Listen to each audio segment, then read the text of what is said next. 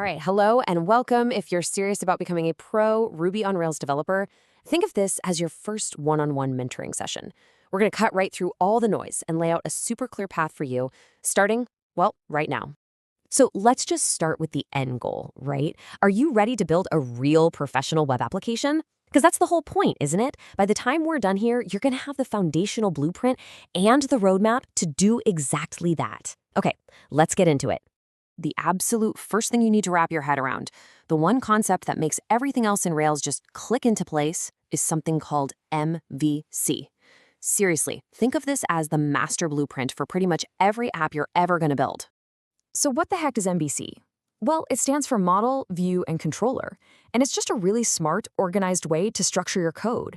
You separate everything into these three buckets, which makes your code so much easier to write, to debug, and to maintain later on.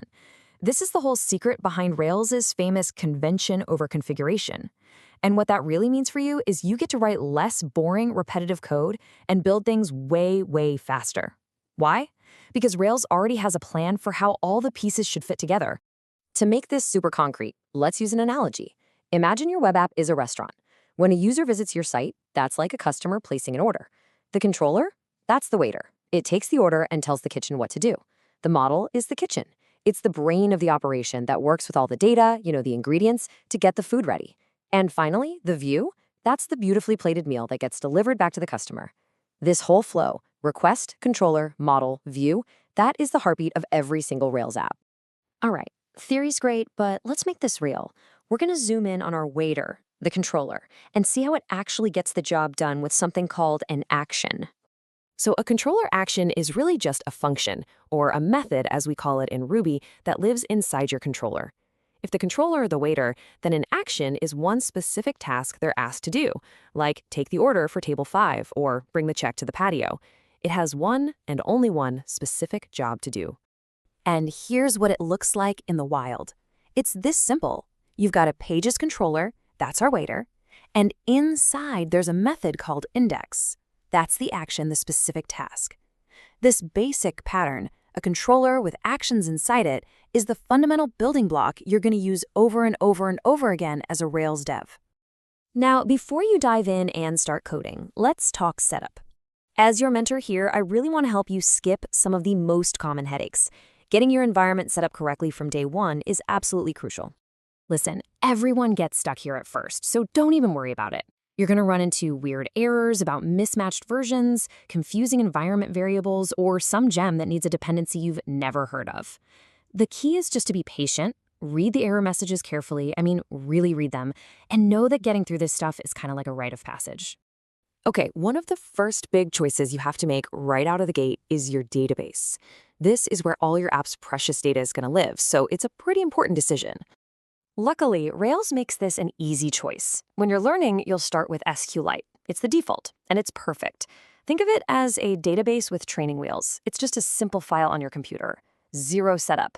This lets you focus on learning Rails, not on becoming a database expert. But when you're ready to build a real app that real people will use, you'll graduate to Postgres. That's the professional industry standard choice for a reason. It's powerful, it's robust. The pro tip is simple. Start with the default, master the framework, then move up to the Pro tool. Okay, so we've covered the core concept and some key setup tips. Now let's zoom out and look at the whole journey. This is your roadmap to becoming a confident, hireable Rails developer by 2026. Now remember, this is a marathon, not a sprint. In your first month, just focus on the absolute foundations, like MVC. By month 3, you'll be getting your hands dirty with models and how your app talks to the database. At the 6-month mark, you'll be building those professional habits, like testing everything. And by the end of the year, you'll be ready to tackle some pretty advanced stuff. See, when you break it down like this, it feels totally doable. So what do you do right after this? Literally, what are your next steps? Well, once that MVC idea clicks, you need to understand routing. Think of it as the GPS for your application. After that, you'll dive deep into models and active record, which is Rails' bit of magic for talking to the database. And then you get to build the views, the actual HTML pages that your users will see and interact with. All right, we need to talk about something that is absolutely non-negotiable for a pro: testing. I want you to burn this into your brain. Writing tests for your code is not an optional, nice-to-have thing you do if there's extra time. It is a fundamental part of the job. It's how you make sure your app works and, more importantly, how you make sure it keeps working. In the Rails world, you've got two fantastic options. Minitests is built right into Rails. It's simple, it's fast, and it works beautifully. The other popular choice is RSpec, which a ton of developers love because its syntax is really expressive. It almost reads like a plain English sentence. You honestly cannot go wrong with either one. My advice? Just pick one and start writing tests from day one. So as we wrap up, let's just boil this all down to the 3 things you absolutely have to remember. 1. Get that MVC blueprint in your head. It is the mental model for everything in Rails.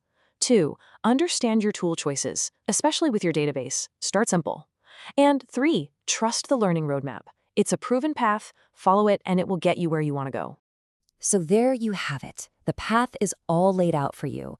The big concepts are hopefully a lot less intimidating now. The only thing left to do is to start. So I'll leave you with this final thought. What's that amazing idea you're going to bring to life with your first application? Go build it.